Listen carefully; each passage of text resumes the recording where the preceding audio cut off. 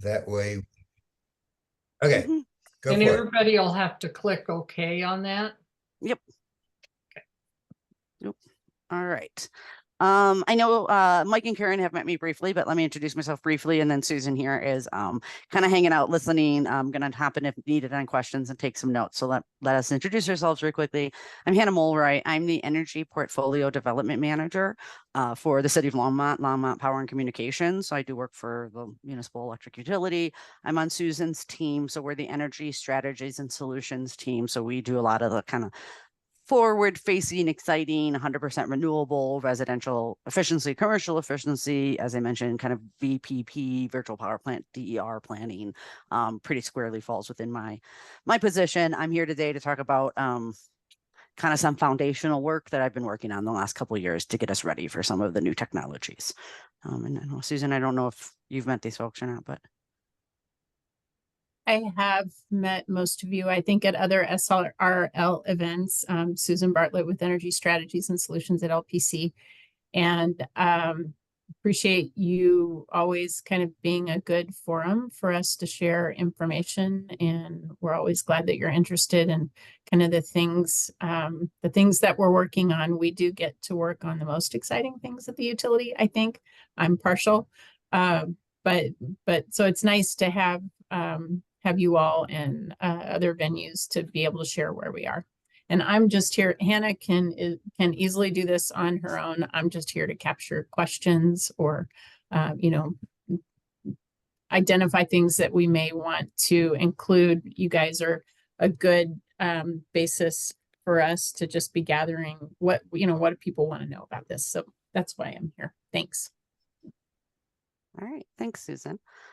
So my presentation is not very long. It's a kind of consolidated version of what I gave at council, but it does pack quite a punch in terms of content. So I will work through it. I do have a tendency to speak kind of quickly. I'll do my best not to do that today, but if you're not understanding me or I'm going too quickly, please just let me know because I do get that feedback sometimes. We are here today to talk about kind of 3 buckets of information. One is DER, Distributed Energy Resource Interconnection Standard updates. The other is solar rate, so the amount we pay for net excess energy, or what most folks call net metering. And then our third, and it's kind of less substantial, but the Renewable Power Purchase Program is a program we've been running here at the city since 2019, and we're proposing to make some changes to the premium as well as how we allocate those funds locally. So that's kind of the broad topics. Today, I'm going to talk to you a little bit about the timeline for, where we are today, what we've done so far, and where we're going with the rest of the year.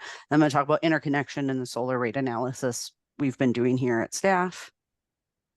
The timeline, so we went to council back in February to kind of give a high-level overview of DERs. Actually, we did give quite a lot of information on DERs in that presentation if you're interested in looking it up, as well as kind of a baseline for these kind of legislative bureaucratic things that need to happen in support of DERs. We went to council on April 9th for a review of our recommended changes. We haven't asked for council direction. We just kind of said, hey, do you align with these ideas? Are there any challenges, any pinch points you want to point out before we kind of go start doing public engagement? That's where we are now, is public engagement. Started with going to SAB, Sustainable Advisory Board, a couple weeks ago. You guys are my next group, and then I am going to several other kind of public entities involved, stakeholder groups over the summer to provide information on the proposed changes. We intend to return for council directions. We're going to kind of gather feedback all summer, let folks know if there's any, or let the council know if there's anything folks were particularly concerned about or interested in during budget season. So a lot of what I'm doing is rate related. So we're going to bring it along with some other rate items, electric rate items in the fall. So we expect to return maybe August, September for council direction, and then return with the actual ordinance to make the amendments I'm going to tell you all about. Once we do that, if we get through all of that, then we plan to go back to public engagement. So you all, as well as some solar stakeholders in the city, to kind of say, yep, these rules have actually taken effect. These are the new standards. Please see us with any questions. So kind of public engagement feedback and then some public education at the tail end. And as it's proposed, which may end up changing, everything I'm telling you about today is going to become effective January 1st, 2025. So 6 months from now. 8 months from now. There was some discussion about potentially postponing the rate changes to 2026. Staff isn't necessarily in support of that, but we're doing some additional research on the financial implications. You'll see why. Kind of every month we lose is potentially more financial implications. But for now, it's 2025. Potentially could be bumped out to the next rate study, but we're kind of for now pushing for that January 1st due date or effective date. I'm sorry. So first, unless you have any questions, I want to talk about interconnection. I want to talk about why interconnection is important. So interconnection policies provide guidelines for how distributed energy resources are connected to our grid, the distribution grid. When I talk about interconnection of DERs in this specific context, DERs can mean a lot of things. It can mean smart water heaters, smart thermostats, your EV sitting in your garage.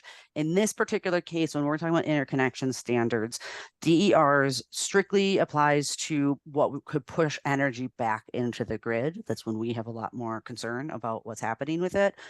So this is really related to solar generation and battery storage. And at a future point would apply to vehicle to grid. So at some point, the future, it seems like from experts, if cars could push back into the grid, that would also fall under this. So again, it's DERs with a bidirectional potential.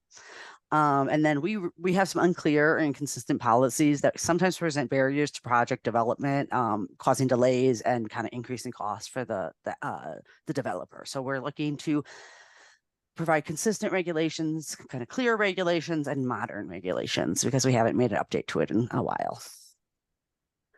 So with our interconnection, we have broad policy goals. So we obviously want to enable DERs on our grid, but also safeguard our grid.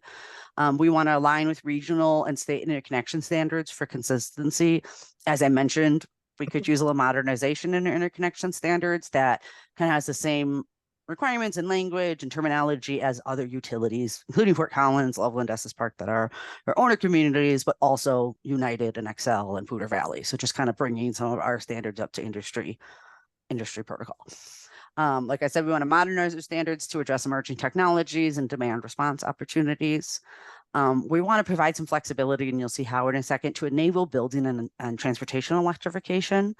Currently, we don't have our standards aren't super friendly to wanting to electrify your house and get a bigger system, for example, solar system. And we're looking to potentially address that issue because it's something we're running into quite a bit. We want to update the standards to allow for faster review and fewer failed permits. You'll understand how in just a moment, but we're hoping we already do pretty well. We approve complete solar applications for residential are turned around in 3 days. So we're not having an overly difficult time with the timeline. What more happens is that they're asking essentially for bigger systems than they're permitted to have under current standards. Tends to be one of the biggest stumbling blocks where we allow 120% and folks want bigger systems. So we would like to, from a staff perspective, find reasonable accommodation to move things through more quickly. And then lastly, we want to establish equitable provisions for engineering studies to evaluate impacts on the grid. So this would be mostly, at least in the early years, it's going to be for large systems. So a megawatt, I'm looking at doing my own, 200 kW system on a city facility. So these bigger systems, we don't currently have provisions to require what's called a system impact study or an electrical engineering study. And we would like to be able to do that. We want to develop the tools, the protocols to be able to do these system impact studies. And again, both for larger resources, but as our penetration of solar and battery increases, we could look at it from an aggregation of smaller resources as well. So one feeder gets 25 solar systems on it and they're all residential. We still want to be able to look at the impacts on the grid, and we don't, again, have provisions for engineering studies currently. So you'll see on the left here, I have kind of the current shortcomings, which reflect issues we identified that don't allow us to achieve our policy goals in the slide previously, and then suggested recommendations, proposed changes that we have made to council and have generally received support for to address those shortcomings. So as I mentioned, solar generation is currently limited to 120% of historic electric consumption. We would like to increase that allowable amount to either 200% of annual consumption or a 12 kW system. How it's going to work is similar to other jurisdictions, is essentially if you have a 12 kW or less system, we will not check your consumption. We will not tell you it's oversized. It's essentially a rubber stamp. We're still looking at the interconnection and safety and electrical, all that. But essentially, if you're asking for 12 kW or less, we're going to let you go through without kind of bothering you on the consumption. If you need a bigger system than that, you would then have that 200% rule where somebody wants a 15 or 20 kW system, they'd have to prove it to us. And I'll just applies to the second one too, but the 12 kW system is based on the size system you would need to serve a typical household in Longmont times 2. So you need a 6 kW system to serve 100% of usage of a typical home in Longmont. A 12 kW system is what we determined would serve kind of the vast majority of houses. That would be significant. That would be fine for them. That would be more than they need. They can't maybe even fit it with the roofs, that space they have available. But we did do a very comprehensive analysis of 23,000 single family homes, assessor data on square footage, and our actual electric consumption data. It was one of the first data projects that the city's tied those things together. Actually, it was a really cool project to determine kind of the average per square foot usage and system size needed to serve a typical home in Longmont. So that's the 200%. Again, I think some of you may be aware that's pretty typical for other jurisdictions have increased, and the state even has increased their allowance to 200%. We don't have any provisions for new construction, new ownership, or building or transportation electrification. This is a pretty rare occasion, but we do have circumstances, brand new construction, they have no consumption, a new owner just moved in and they think 12 kW isn't enough, or they've lived there for a few years, but now they've bought a Rivian and they got a heat pump and they need so much more energy than they've previously been using. Currently, our code just doesn't have standards for allowing for that. So we want to adopt a 6 kWh per square foot standard for new construction, new ownership, and adaptive electrification measures. Again, that would be only in instances where the 12 kW isn't sufficient. And then the third kind of bucket is for the outliers. I know I've been doing some of this stuff for a while, that there's always going to be an odd duck case that we can't totally cover within our standards, but we want to write our standards that they address the majority of residents, but we have a release valve for certain unusual circumstances. So currently we don't have any variance procedure for oversized systems to accommodate transportation or building electrification. We have established in our draft variance provisions for electrification measures.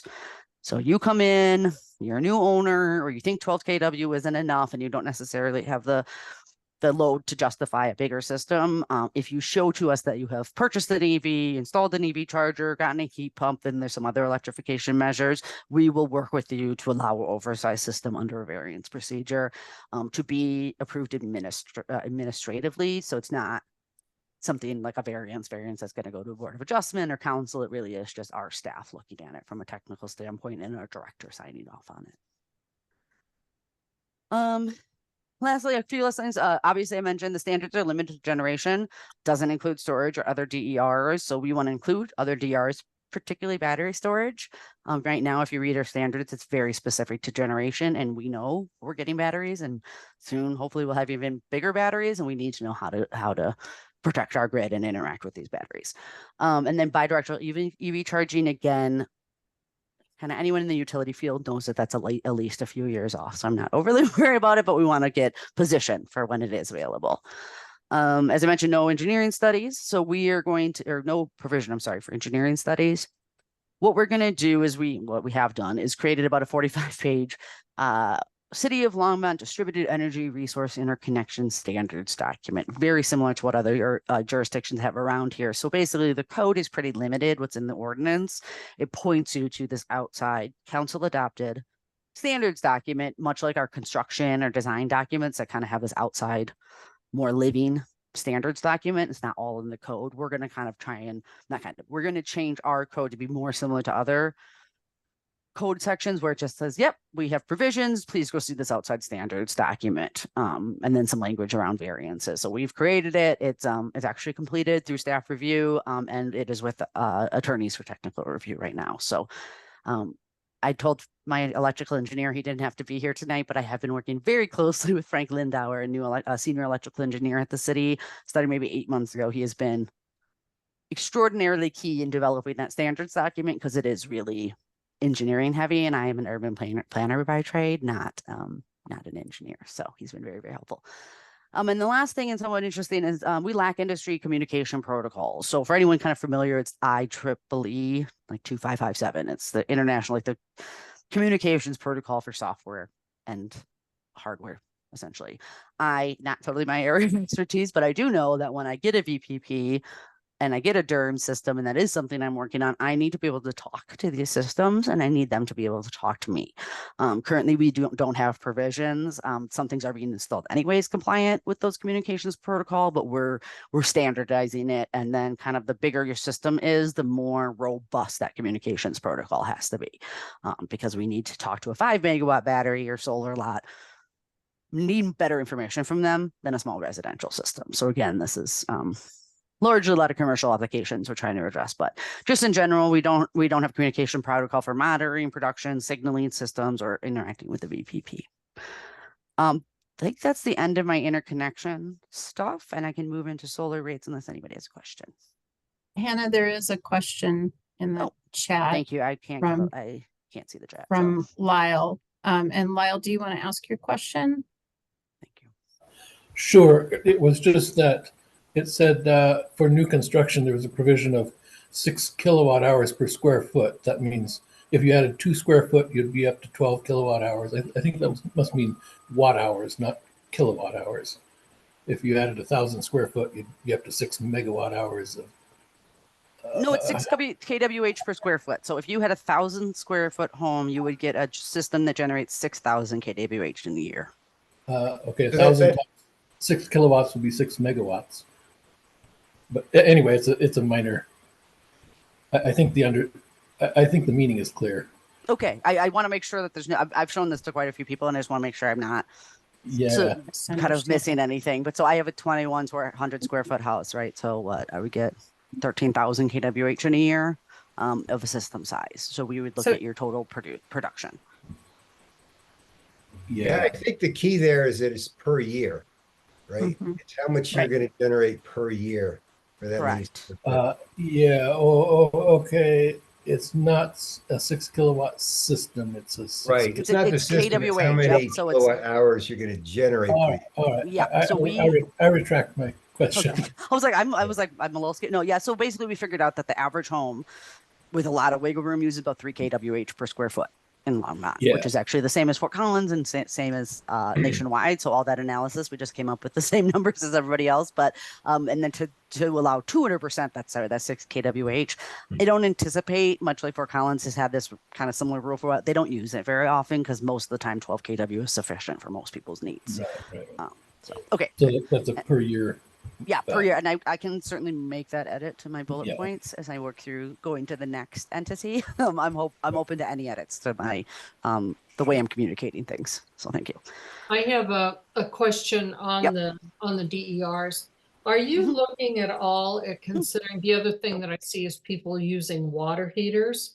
Are you looking at water heaters as a future source also? Not in this specific context. So the interconnection specifically, we only permit interconnection of systems that can push energy back into the grid. So when I'm talking about permitting interconnection and looking at permits, right?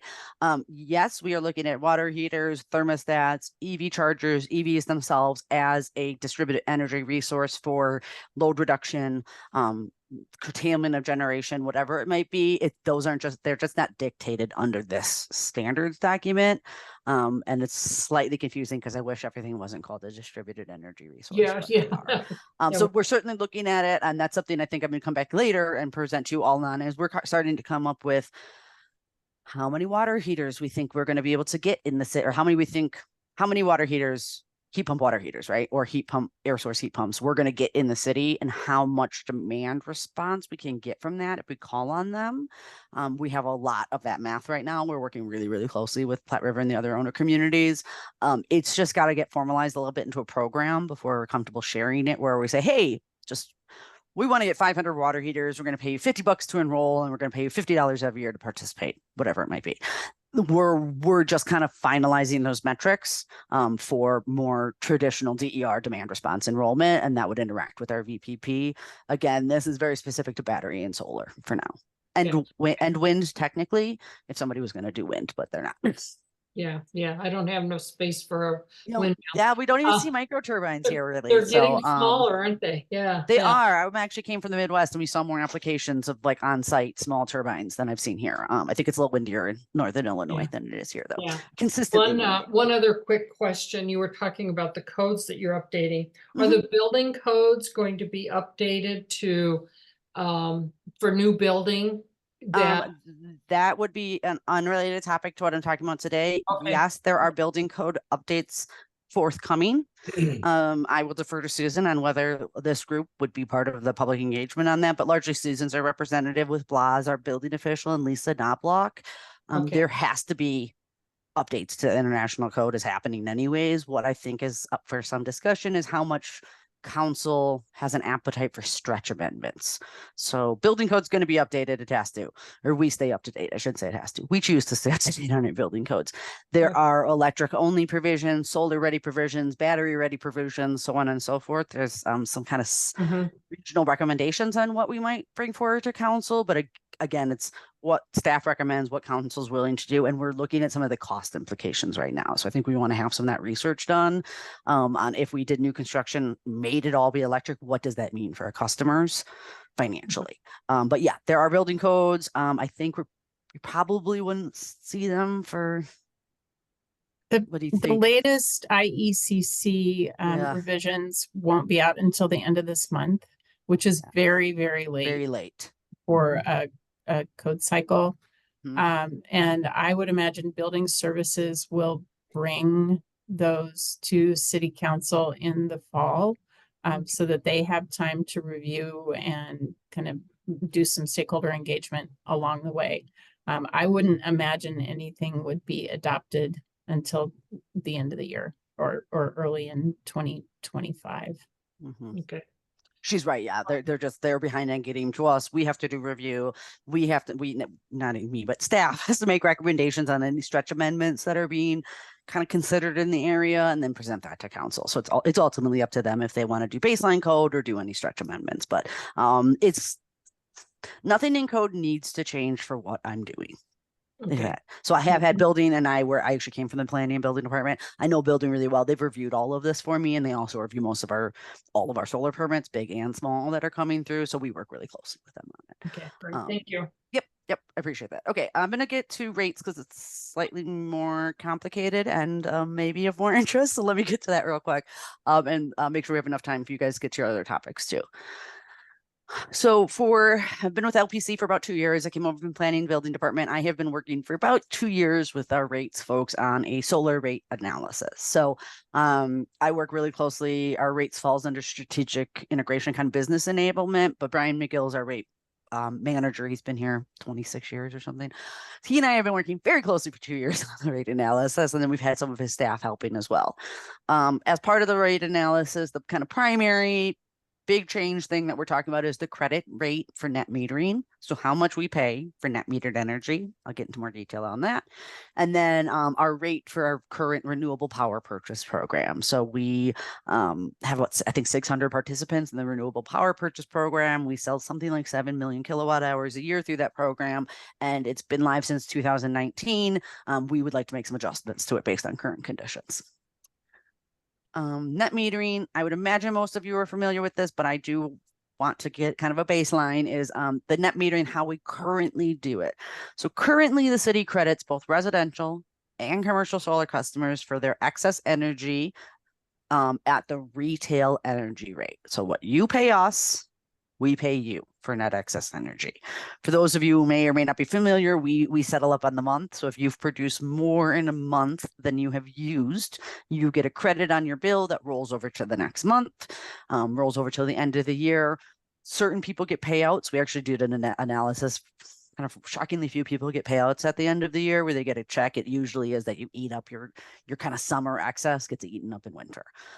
So currently though, where it shows up, you get 200 credit bill, that is getting credits to you at a retail value. This is kind of complicated, but all solar customers receive retail credit for all the energy they produce or consume on site. So basically, if you're producing and you're using that energy, or you're producing and then you're storing and then using that energy, it is what I often call, and it's probably not the word, is like inherently retail, because every time you produce and you're using a KWH at the same time, that is a KWH you are not buying from us at retail. So we do want to focus on folks kind of using energy when it's being produced as much as they can, and or storing energy under battery. But so kind of letting folks know that's kind of how what we call self-consumption works.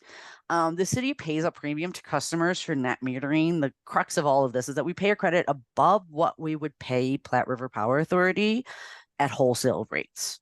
So we're paying people at what they pay us, but we could get that energy quite a bit cheaper from Platte River Power Authority. And at the time, 50% renewable, even getting more renewable as time goes on. But what we have determined, and this is very common, many utilities are looking at the same issue right now. I've kind of talking to people all over the place for 2 years. The money that pays the subsidy, so the difference, the delta between wholesale and retail, is being borne by all electric customers. So largely that is often said as like, folks who don't have solar are paying the subsidy for folks who do have solar. And there is some equity issues related to that when bills are already unaffordable. So we and many other folks, which I can get into more, have been looking at what might we as an industry do to minimize that subsidy or kind of be more equitable in our application of that subsidy.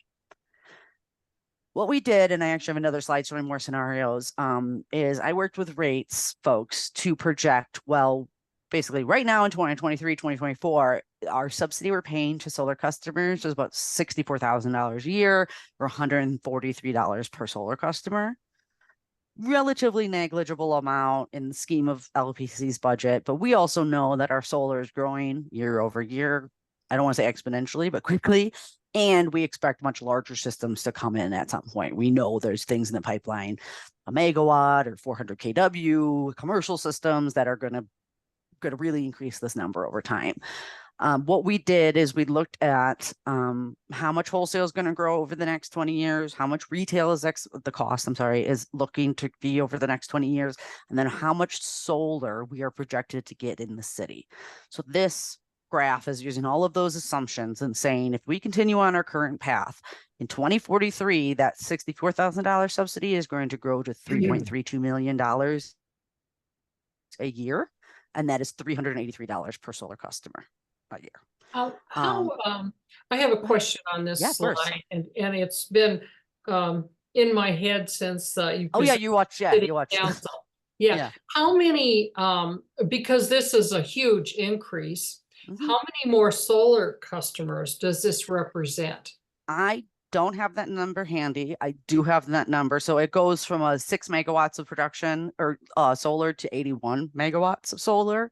I do know that some of those are meant to be larger systems. I don't have the number in front of me right now. So growing from, say, we have 800 customers now, I'm not sure. Is that 10,000 customers or that 5,000 customers? I will need to look into that. That was largely done by our rates folks and kind of our master spreadsheet. And I don't know all the numbers inside and out, but yeah, so they did assumptions based on 81 megawatts of growth plus growth in our number of customers, and then divided that total subsidy by how many customers they anticipated we had, solar customers and regular customers. Actually, how many total customers we have and solar customers we have, I just don't have that number handy. I'm sorry, but I'm happy to look into it and get back to you on that. So I have a question, Hannah.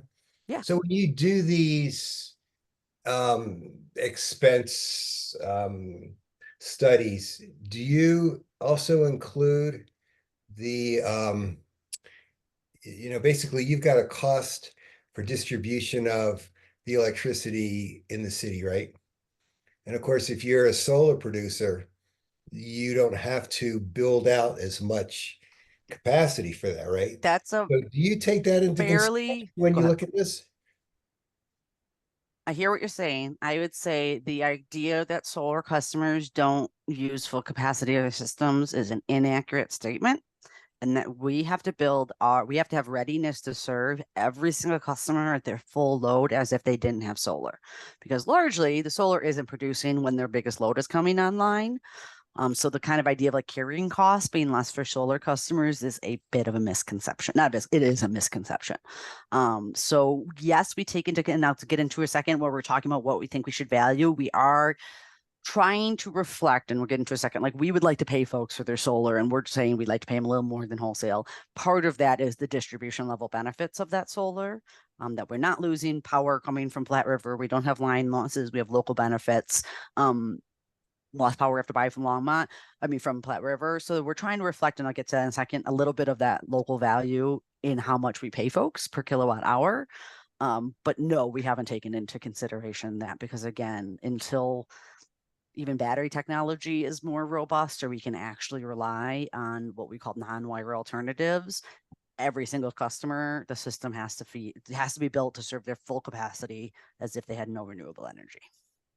Yeah, I think as we go forward, though, my understanding is a lot of studies have been done that as we move into the future, especially with the addition of battery storage that homes will have, they're basically projecting that the amount of build out of transmission within a city will actually not have to go up as much, I guess, if folks are installing the battery systems. Yeah, that's more related to battery and demand response. So a consideration would be, say we do have a battery program, right? We would pay you per kW that you can shave your load, and that value is going to reflect how much less it costs us to build out the system.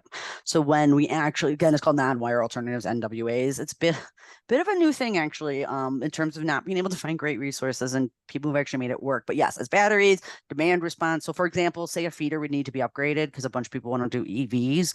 Is there a way we could get everybody to do a battery too, or put our own battery on that feeder so we didn't have to upgrade the feeder? Like that's definitely something we're discussing a lot as part of our smart grid and kind of infrastructure upgrades. It's just not something that's super feasible at the moment, and it could be more on like a commercial EV charger, like level 3, like a single user who has a single load that we can make sure that they're going to shave it. We might not need to put in the same size transformer, right? We could say, okay, you needed 10 megawatts, but you can do 5. We'll put less of a transformer in there, but it has to be a very solid technology and legal agreement for us to say we're going to undersize your transformer. We need it to do exactly what it says they're going to do. So it's a little bit of a nascent technology in terms of really factoring in that. And again, solar doesn't really lessen our distribution. It actually sometimes causes us to spend more on distribution because of the bidirectional energy and the strain it puts on our grid. Yeah, So I guess solar it's a alone isn't combination of ideal. the solar with the batteries. It's really the key. Yeah, and I would love it if everybody put battery with their solar. We're just not quite there yet. So Got it. I think, Heather, I think you had your hand up. So yes, I actually have a question related to the number 3.32 million. Is that in present value? And if so, do you know anything about the discount rate that you guys used? it's a good question. I'm not an economist, and this is what happens when I say that our rate manager doesn't have to come to this meeting, as I get asked questions like this. So what I know they did, not necessarily net present value, but we did our wholesale, and we said, okay, they're going to do 5% increase and then a 10% increase and then 2% every year after that. And then we put some assumptions on how much we thought electricity was going to increase over time, our retail rates. I don't know if that answers your question. Not entirely, but in but 2043, the difference between what we'd be paying in wholesale in 2043 and what we'd be paying in retail in 2043 is $3.32 million. Right. But we have pretty high inflation these days. And so I think in terms of like what that looks like a gigantic number when we cast it out into the future. But I'm wondering, like, if you were to like do the this value of money in 2043. Yes, the value of money. I mean, I think that at some level, no, that's that's fair. a pretty we did standard practice for building big projects. So no, that's fair. I mean, we definitely looked at, like I said, kind of, we're going to be paying a lot more for energy in 2043, and so are our residents. So what does that delta look like? And based on the growth that we expect to get 10 times as much solar is why that number gets so big. But no, we didn't necessarily say, oh, in 2043, money, to your point, inflation, money is going to be worth less. So that's not as significant. So I can definitely mention that to our rates folks after this call and just kind of see if there's anything. I think it's relevant for people to understand that change, because at the moment it sounds gigantic, but $383 in 20 years may be substantially less per person. I completely understand, especially the per person. Like the $3 million is always going to be a lot of money to us. That's a lot of money for our operating budget, even probably in 2043. But yeah, the per value. What I'll do is, again, I gave Brian a bit of a free pass today, so I will go back to Brian and ask him, particularly because he is an accountant and economist, what he might suggest in terms of kind of more accurately reflecting the value of money 20 years from now. Right. I think for people to understand what you're talking about. Yeah, Yes. put some context on it. And we know this graph can be a little confusing, and some of the numbers, and the more we get at it, the more like, oh yeah, we need to modify this thing or explain it better. So I'm again happy to any. And then I want to talk about our recommendations really quick. So before I go over our recommendations, and then there's just kind of touch on the RPPP, I want to tell you kind of two things that aren't on here that had a description in our last presentation. Is on the right side you see proposed changes. I want to define two things for you. One says legacy retail rate, and then the value of solar. So staff's recommendations are based on kind of two things. One is that we recommend that when we change the rules, we institute a legacy rate for existing solar customers. When we went to council, we had suggested that as of the effective date, we gave existing customers 20 years of being paid back at retail. Council had given us feedback that may be a little generous. It's also what we had heard from several technical experts, especially the top net metering lawyer in the state was like, wow, that's 20 years is generous. So we're going to do some modeling with 10 and 15 years. So say in 2025, the rule changes, existing customers would get retail for their net excess energy for a period of time, 10, 15, 20 years. That we're really trying to, it's just kind of good practice. It's helping folks safeguard their financial investment. Somebody who just put their system in 6 months ago, their financial equation isn't going to totally get blown up if suddenly we're paying them less than retail. So that's one of the big things is legacy rate, generally supportive of it. What that looks like is to be determined. And the second thing is that we are recommending that we implement a value of solar credit rate for new customers. So as of the effective date moving forward, everyone will be paid on a value of solar rate. This is fairly progressive, honestly, for a utility of our size. A lot of utilities have chosen to just pay wholesale and not anymore. Some people are still paying retail as a political decision, but we have done quite a lot of research, and I don't have the slide in here. I'm happy to show it to you. About value of solar is what kind of premium should we pay above what we pay our wholesale provider to accurately reflect the local value of solar? So generally speaking, we put 3% in there for line losses because we know we're paying for 3% of energy from Platte River that never makes it to us. And then we're doing 15% above wholesale for local environmental benefits, as well as kind of heat island reduction effects, local economy effects, like other utility. I've read every value of solar study in the whole state, or in the whole country. So read all of them. A lot of times they'll hire a consultant for $500,000 to say like exactly to the percent, how much is this worth in job creation? We decided to take a little bit more of a best practice approach that largely across the board, people were paying somewhere around 15% of their rates for local environmental benefits. We threw in 3% for line losses. So we are recommending, seems to have support from council so far, an 18% above wholesale premium. So you would get what we pay in wholesale plus 18% on your net excess energy. Just out of curiosity, Hannah, how much is the wholesale versus retail rate? It's a good question. That's a bit of a lower question. I will. I don't necessarily want to be quoted on this, but something like we pay about 5.4 cents in wholesale. And that is variable by the year and time of day and all of that. But again, don't quote me on it. Something like 5 cents, give or take 5.5 cents. Our retail is like 9.5 cents. So we pay, the people pay us a decent premium above wholesale for distribution, utility, all of our CIP, all of that. So Platte River sells us 5 cents or whatever it is. And then we have to tack on, I'll mention we are cost of service utility. So we do a very hard job, a very hard work every year to make sure we're not collecting any more money than we need to pay for staff and CIP projects, keeping the lights on kind of thing. So we are a not-for-profit. So again, and the numbers we'll put more numbers out publicly as they get through the summer in terms of once we settle on like, this is the wholesale, this is what we're going to pay. In 2025 and 2026, it will become more public knowledge. But we have looked at doing 18% value of solar. I actually just recently spoke to somebody who did most of the value of solar studies across the country, and he was very supportive of our approach, which I really felt enthused by. And again, this current state, like we have to stop paying what we're paying. And that other part that's not in here is that for 2 years now, I've been saying I'd be happy to let people produce more, 200%, 10, 12 kW. Like we wouldn't be as worried about overproduction if we weren't paying retail. So it is a bit of a win-lose, right? Is that if you get in the legacy rate, you get paid more, but you were capped at 120%. As of the rule change, you could go up to 12 kW or 200% and get the value of solar rate, so you could produce more but paid a little bit less. So it's a little bit of a gig. But we've been looking at doing 200% for a couple of years now, but we needed to kind of staff recommends we accurately reflect the value before we make that change. Hannah, I'm wondering how battery storage might add into this, especially when it becomes more bidirectional. Yeah. So it's actually not on here because, again, I gave a kind of more condensed version of the presentation, believe it or not, for being almost an hour. Is that battery storage properly valuing solar? So doing a wholesaler value solar rate, kind of without a doubt, has been shown to drive folks towards battery. So kind of absent battery programs, which we anticipate having some sort of battery incentive program. So even without that, putting in a battery makes more sense if you get paid less than retail, because then you can store all your excess and discharge it. And again, every kilowatt you're discharging is inherently retail value. It's self-consumed energy.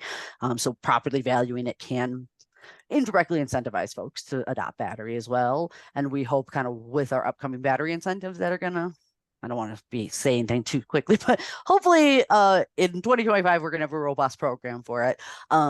Those two things together are going to make batteries a much more appealing investment. Okay. Yeah, they weren't really around when I put mine on, so it's intriguing. No, and if you add one after the fact and we change our rules, even better. And again, at some point, I suspect we'll have some incentives to make it a little more affordable. Heather? I have a question about this was something I was trying to find out and I couldn't find it. What portion of our cost for electricity is transmission and distribution? I've heard that, in fact, this is something that nationwide is a growing portion of utility cost. And so I'm curious if we could have a more open conversation about that in the context of solar. Yeah, I mean, and Susan can certainly hop in if she disagrees, but so that 5.4 cents, give or take, is what we're paying for generation and transmission. So what we say when we build our budget, the vast majority of our expenses that we need to recoup in rates are because we have to buy energy from Platte River Power Authority. And it's like $76 million, whatever, some crazy amount of money, vast majority gets put back to Platte River to buy energy. And then again, that premium gets on it to pay salaries and distribution and so on and so forth. I could get some more granular numbers on that, certainly. So of a rate, what component goes into what? What is fixed cost versus variable cost versus G&T or generation and transmission? That's something, again, I don't readily have available. I do know Brian, who I keep mentioning, has said many, many times that most of our cost is just getting passed along to Platte River, and we keep our kind of extra costs as low as we can. But again, we could look at that. And I'm sure he has something that says, oh, distribution improvements are a penny or 1%, and wires are this, and then, salaries are this. So I'd imagine he has more of a composite of what's all in a rate. I just know, the biggest chunk of that would be Platte River, that we're paying Platte River. Right. And yeah, and I can imagine that. I think that just in terms of helping people understand the impact and how this is going to shift things. And then I think also, I guess a related question is, I assume there's no provision for people to sort of go offline, because at some level, if you pay less for solar and people want to put solar, what you're trading, they don't pay you now. So and they can't leave, right? So I don't want to say they can't leave. We have never had an application for somebody to go off grid, but it would have to be with battery storage and not just solar. Right, obviously. Yeah. Otherwise, that wouldn't work for them in any case. But, yeah. So I'm like, we've never had an application. I've actually only seen one truly off grid thing back in Wisconsin.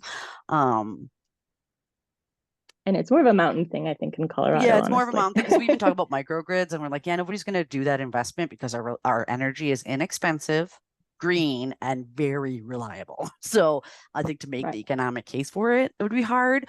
But I don't want to speak, like, in having read through the code, like, I don't think there's anything that says that you have to have it. I think you just have. I don't know. Susan, do you know?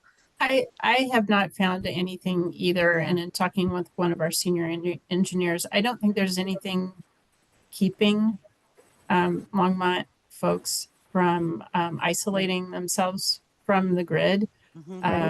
But we would definitely want them to be isolated if that's the choice, so Yes, that we don't have of any of the course. safety concerns of backfeed and that kind of thing. Yeah. That's fair. Yeah. Lyle? Yeah, I just wanted to ask or comment on that. Short of going completely off the grid, you can, I understood from Susan at an earlier time, you can choose whether or not to have, you can forego net metering and you can add a solar system where your house is still connected to the grid and you still pay as usual. And then isolated from that, you could have a solar system, say to charge your car or to do other, to charge batteries and do other activities. That net, you can forego net metering and not attempt to sell any electricity back to the city. I think that would be more about sizing your system appropriately and using energy appropriately than it would be for signing up for net metering. Or maybe, Lyle, what you're talking about, and correct me if I'm wrong, is if you have a system but you're not interconnected, Right. you're just feeding your own internal systems, but there is isolation between those systems and the electricity you get from the grid. Yes, you have a normal city hookup with the normal meter. You pay a certain amount there.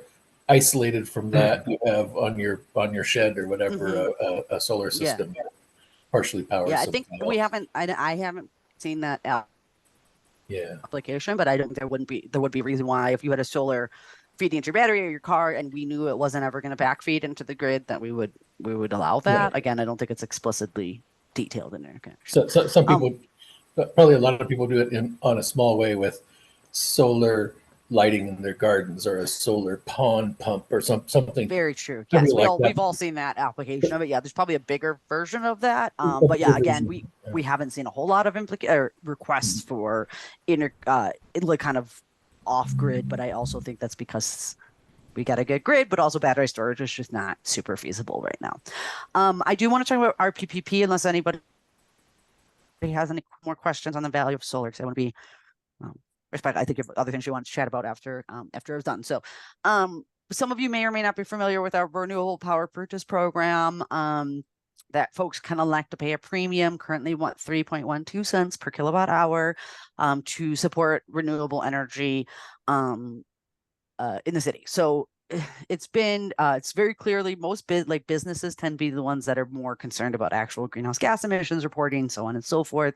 Residents tend to do it just to kind of further support renewable energy. We know that the renewable energy credits for the participants are being retired on behalf of them, so it's not being double counted. Very excited to confirm that. But we, in kind of looking through this in my time with Brian, the tariff 7, we put that in there because certain council members know and remember tariff 7 was, we used to pay 3.12 cents per kWh extra to Platte River for the cost of renewables. So we said, hey, we're going to charge you what we get charged for 100% renewable energy, and that's what folks have been paying. Tariff 7 was eliminated, and looking at that, we actually often always only look at increasing rates, but we actually have an opportunity to decrease a rate. Is that our cost from renewable energy has gone down fairly significantly, about 60%, to Platte River Power Authority. So we are going to reduce the premium we collect from 3.12 cents to 1.7 cents. 60% reduction in that, and we will be communicating with all existing RPPP participants in my big public engagement diagram I have. I'm going to reach out to them, let them know, effective immediately, effective January 1st, most likely that rate's going to go down. So that's a good thing. We're happy to be able to reduce it. And then the other thing is, since I've become kind of part of the team and we've had a little additional staff capacity, kind of 2021, obviously things were happening. We did a lot of staff capacity. We have made an effort to kind of more directly earmark that premium coming in for local in the city of Longmont renewable energy. Not just that we're supporting Platte River and their increase of renewable energy, but that we're doing things locally that will make a difference. In this year, actually, very excitingly, we spent our first money from that fund on something. So earlier this year, I went to council. We entered into an intergovernmental agreement, or an IGA, with Longmont Housing Authority to help pay for a essentially we pay for the electrical infrastructure, but help paid for a solar system that's being installed in Village on Main, or Village Place previously was called, on 6th and Kaufman. So just between Main and Kaufman, 6th Street, there's that little kind of roundabout that you walk through. The building on the right is Village on Main. It's 100% affordable senior housing. The LHA is doing a substantial renovation of that property already. They are going to own and install a solar system on their roof, but they had a budget shortcoming because the electrical infrastructure was over $100,000 to be able to accommodate the full so like the commercial scale solar that would actually make a difference. So we just actually cut a check to them, which is very exciting. It's the first payment of it. Sent them money to help subsidize that solar, and kind of the agreement with them is that it's a learning opportunity. We are going to be collecting solar production AMI meter data kind of for the first time from that system. We're really excited about. And then LHA every year for 5 years is going to come back to us and say, we saved $12,000 this year from solar production, and this is how we spent it on the residents: enhancing services, transportation services, additional renovations. They have to reinvest within Village on Main with the funds. So that is a really exciting kind of first opportunity to make a difference in a project I'm not sure would have been without that financing. So we have funds moving forward and kind of working on what we'll do. 24 has been spent, what we'll do 2025 and moving forward with those funds. How much is in that fund? And I think that's Anna? my last slide. Is is How there a lot much of did you say? money I in think we collect about that fund? Yeah, we collect approximately $100,000 to $150,000 a year. Okay. Yeah. But I that know amount will go And down. Susan, I don't know if as you the want to rate speak. it'll go, with the rate. Right, when the premium I think that is drops, taking into then the amount that goes into the account drops by, more than half. And so, we're trying. I don't want to quote, but I think the $100,000 is right, and I factored in the rate because we're collecting more than that under the current Delta. We can talk about it offline. Yeah, I'll double check what I looked Let's at double check yesterday. that. I want to make sure, but we kind of factored in that we knew the rate was going down. Yeah. So yes, we'll have less to spend. A little less coal burnt. Yes. Yeah. I'm happy for it. And then I'm happy to come back to your group at some other time, but we are looking at doing some of your own city solar installations, here in the city, to do community solar demonstration as well as low income, virtual net metering demonstrations. I won't go into a ton of detail on there, but just so you know, in addition to kind of value of solar and properly kind of helping folks, accurately reflecting folks that are able to put solar on their roof and have the financial and other resources to do things like energy efficiency, solar, battery. We are looking at a variety of other ways to increase equitable access for folks that do not have an option to put solar on their roof. So this is just kind of one of a portfolio of approaches we're taking. So that's my my more than 20-minute spiel. Sorry about that. Lots of questions. Yeah, that's good. I'm happy to have questions. Actually, a few of your questions really got me. I'm going to stop sharing. Really got me thinking too, to go ask Brian a couple questions. So, in anything else that you have for me, anything I can do, I'm obviously available anytime offline as well. Yeah. I think that was really great, Hannah. We really appreciate it. We're already over our time, but I guess if you want to stick around, I know we have a lot of folks here that are very inquisitive and have lots of questions, as myself. So I just want to thank you again, both of course, Susan, for taking the time to come talk to us and chewing up our entire hour. No, but that's fine. Yeah, sorry, I didn't think it was interesting than the other stuff we were going to talk about anyway. Yeah, we'll sign up. Yeah. You guys can do your stuff that you need to do. If you feel free to stay over. And again, Karen, Mike, just let me know as you work out something. If you do have something happening later this summer, we can decide whether it's this presentation, because I do want as many folks to know that we're reducing the value of solar, like the value of solar part is important. But we might be able to do some sort of combination with DER information, depending on where we're at with that kind of that planning process. Yeah, we may be real interested in doing that. Yeah. So just let me know when you have like a decent group of folks, or if you're kind of doing an informational meeting on another topic, I can come take a half an hour. Let me know. Okay, that was great. Well, I guess if anybody else has questions and you're willing to stick around, yeah, go for it. Any other questions for me? I do, but I'll let someone else go first if someone else wants to. I think you're on. Okay. Lyle. I didn't hear anything about time of day rates or availability of renewables rates Yep, variable, I can which is definitely address that. So right now we are simply looking at value of net metering, and we will be conducting a rate. So our rate studies follow a cycle, right? So we currently are in rates that were effective in 2024 and 2025. We will be conducting a rate study next year to determine what rates will be effective in 2026 and moving forward. Time of use is obviously a kind of a highly competitive option among those. Couple things, we do need to have our AMI meters fully deployed. We need to have data from that. We need to be able to do analytics on it to inform our time of use. So what is the time of use we would want to institute? There's definitely some conversations though also about real-time pricing and more reflecting the value of renewable pricing. That gets a little more into when Platte River enters the market. So we are entering a energy market, and kind of the way we pay for energy in a relationship with Platte River is likely going to change a little bit. So it's kind of in this, do we do time of use? Do we wait an extra year and then do real-time pricing or renewable pricing so we don't kind of switch rate plans on folks too much, right?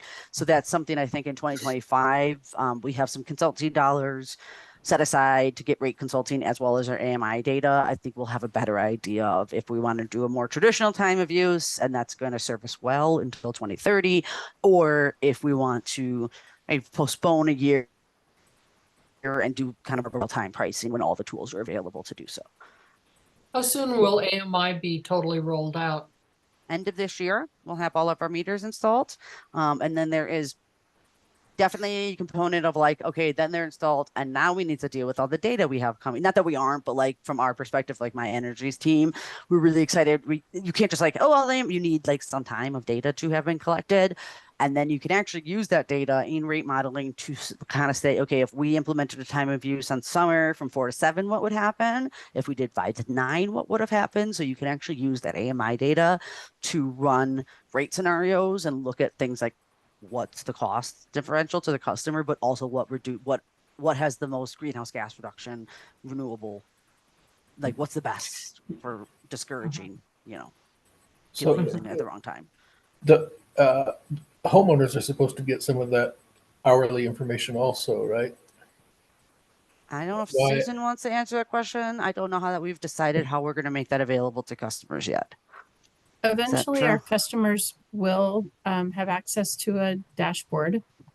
It's part of the process where the city and the LPC is kind of biting off a lot of big systems all at once. So we've got our AMI, we've got a new customer information system getting kicked off, some meter data management systems that are in play. And all of those things have to talk to each other and go in sequence. But the goal is that you should be able to see your data on a dashboard once we have some of these systems integrated and kind of ready for prime time. It won't be next year. I will just say to toot our own horn, as I was just at something with Excel and they just launched their customer facing kind of app portal. Like they have an online version, but kind of the more customer friendly, you can enroll in demand response and you can see it on your phone, has just gotten launched. So I think us and some other folks are kind of figuring out like, do we just do an online platform? Do we do something with an app? Do we want people to be able to enroll in programs while they're looking at their energy usage? So to Susan's point, there's kind of a lot of these systems all coming online at once. We have to figure out kind of what the functionality is. And I'm always concerned about customer service, like how can we provide the best seamless experience for our customers, that we're not changing rates or changing how you look at your energy, that we kind of make one decision and stick with it.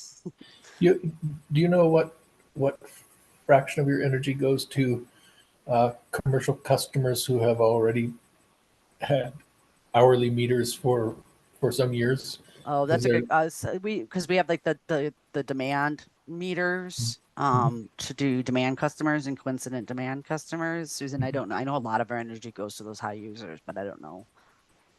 Yeah, in our community, it's not a 50-50 split between commercial and residential, but it's not far off of that. Of course, we have far fewer commercial customers than we do residential customers, but it's about a 50-50 split. The hourly incentives there have traditionally been peak shaving, which is backwards from a renewable energy standpoint. That is, say you'd like to encourage them to use We daytime. do, yeah. So we have energy. demand pricing. I try to remind our commercial customers that rates, demand pricing, and coincident demand is an incentive in and of itself to do better and shave your peak during high times. So yeah, there's some customers are more interested, commercial customers are more interested in managing their peak and kind of their energy, and other customers are willing to kind of pay whatever they need to keep stuff running.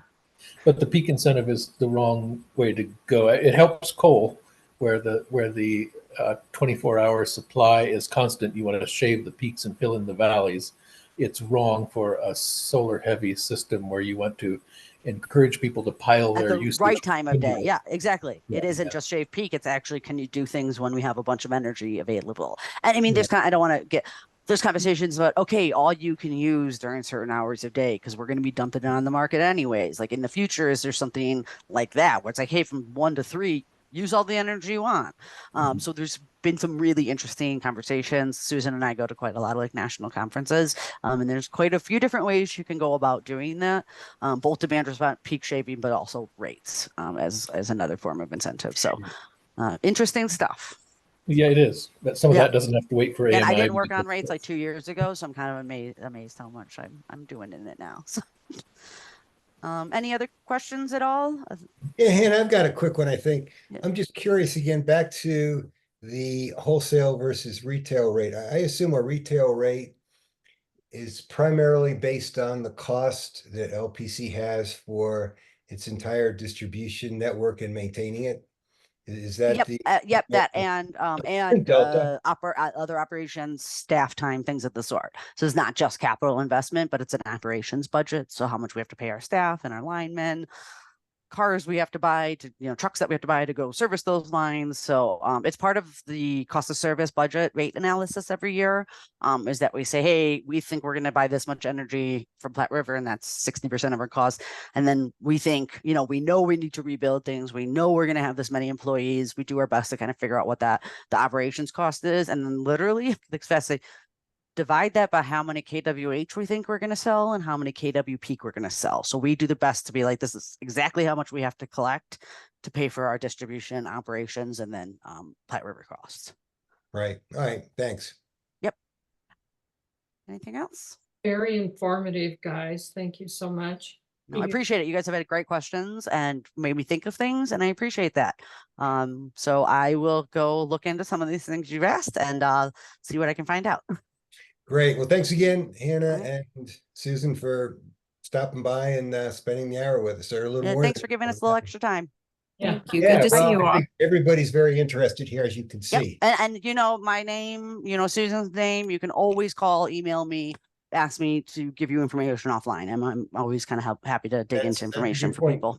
Now we know who you are. Yeah, you know who I am. My job is to answer questions. So happy to do it. We bug Susan all the time, so now we can start bugging. Now you can bug me. She's a busy lady, so you can spread that to me a little bit. All right. Well, hey, thanks everybody. Thank All right, thanks. Bye, guys. This was great. I'm gonna stop recording, and you're gonna be famous up on YouTube in a week. Sounds good. Thanks. I'm gonna sign off. Right. Bye, guys. Thanks, All right. everyone. See ya. Bye. So Mike, are you shutting us all off, or do we have conversation here? Well, I think the hour's more than More yeah. than enough. looking Your for head the- full? Yeah, my head's full. Yeah, my head's full too. I'm looking Does for anybody have any quick comments though before? stop recording. That's what I want. Okay.